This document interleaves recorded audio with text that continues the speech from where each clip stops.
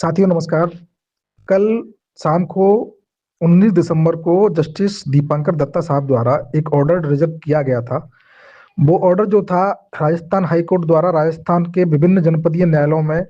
Clerk और steno के लिए जो एक भर्ती थी उसके संबंध में था।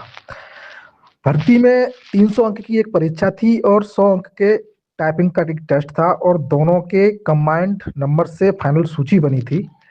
और उसमें लोग कार्य कर रहे हैं। उस मामले में जो लिखित परीक्षा के बाद टाइपिंग के लिए जो शॉर्ट लिस्टिंग की गई थी वो स्ट्रिक्टली कंपार्टमेंटल तरीके से करी गई थी,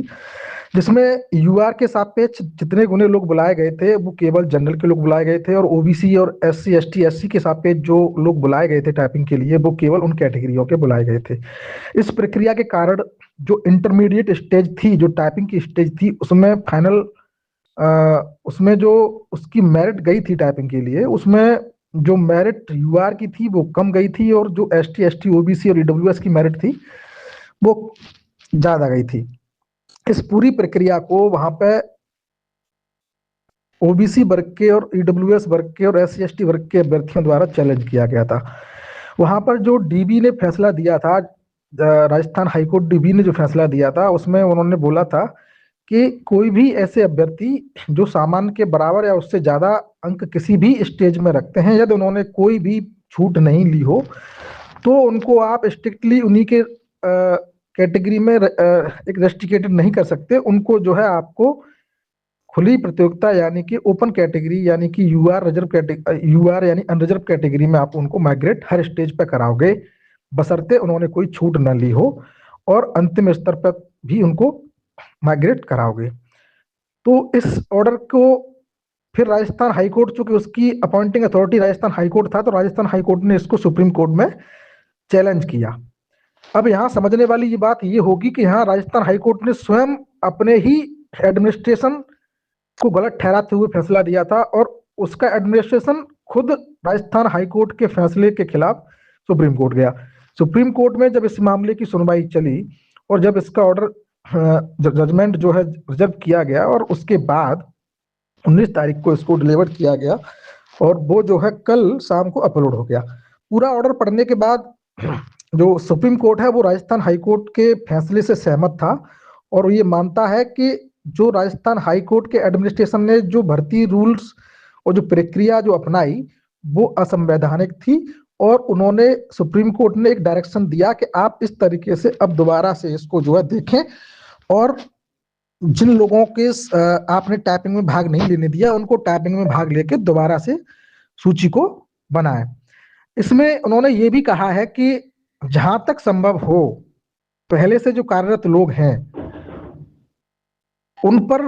हाईकोर्ट विचार करे कि उनको नौकरी से विस्थापित ना किया जाए, जहां तक संभव हो। यानी कोई आदेश नहीं दिया उनको, इस पर उनको विचार करने के लिए इसको एक खुला प्रश्न छोड़ दिया। इस पूरी प्रक्रिया में कुछ ऑर्डर्स पे जो है बहस हुई और कुछ ऑर्डर्स पे जो है कोर्ट ने गौर किया। तो उसमें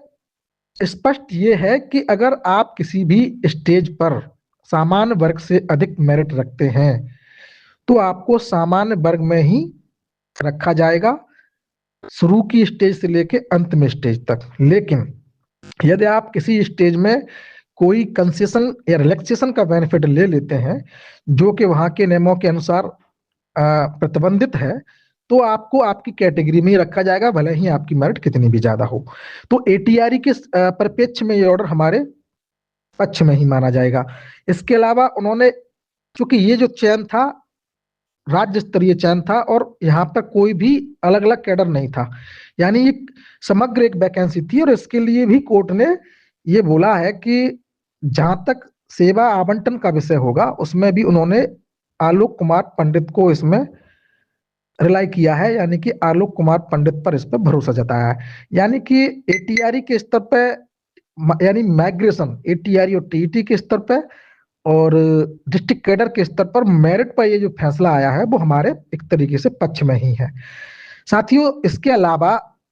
इसमें सबसे जो महत्वपूर्ण बात यह है कि सरकार सुप्रीम कोर्ट ने कोई भी आदेश ऐसे कार्यरत अभ्यर्थियों के बचाव के लिए नहीं दिया स्पष्ट तौर से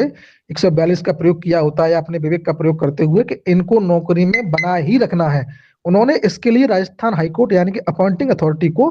केवल विचार करने के लिए स्वतंत्र कर दिया है, और ऐसा उन्होंने बोला है कि जहां तक संभव हो किसी की नौकरी इसमें न जाए। इसके अलावा जो भी ये विचार करने के लिए बोला है उसमें पिटिशनर्स के लिए ये बात रखी गई है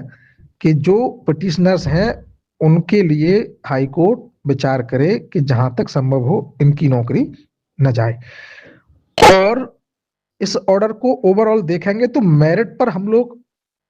इस ऑर्डर से मजबूत होते हैं, लेकिन ये जस्टिस दत्ता साहब के इक्विटी यानी कि जो मर्सी, प्राकृतिक न्याय, पूर्ण न्याय इत्यादि पर जो हम लोग एक तरीके से जो आसानविद हैं उसके मामले पर हमें थोड़ा निराश करता है। तो कुल मिला के साथियों एक चीज आप जान लीजिए,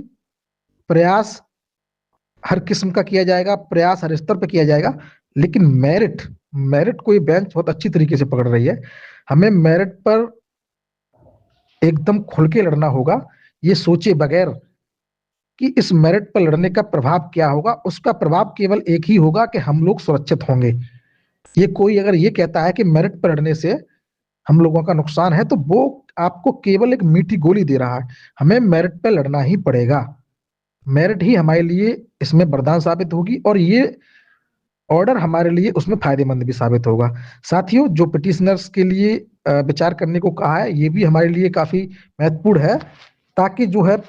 अगर कोई भी ऐसी चीज आगे चल के आती है तो पिटिशनर इससे कवर किए जाएंगे। बाकी इसको संक्षेप अभी मैंने आपको संक्षेप में बताया है और इसका विस्तृत अध्ययन अभी जारी है, और आप सब लोग निश्चिंत रहें, आपकी टीम मेरिट पर एकदम मजबूती से इस केस को लड़ेगी, उसके बाद डिफेंड करेगी और जो भी उपबंध संविधान में दिए गए हैं सेवा संरक्षण के लिए उनका सबका प्रयोग करेगी। धन्यवाद।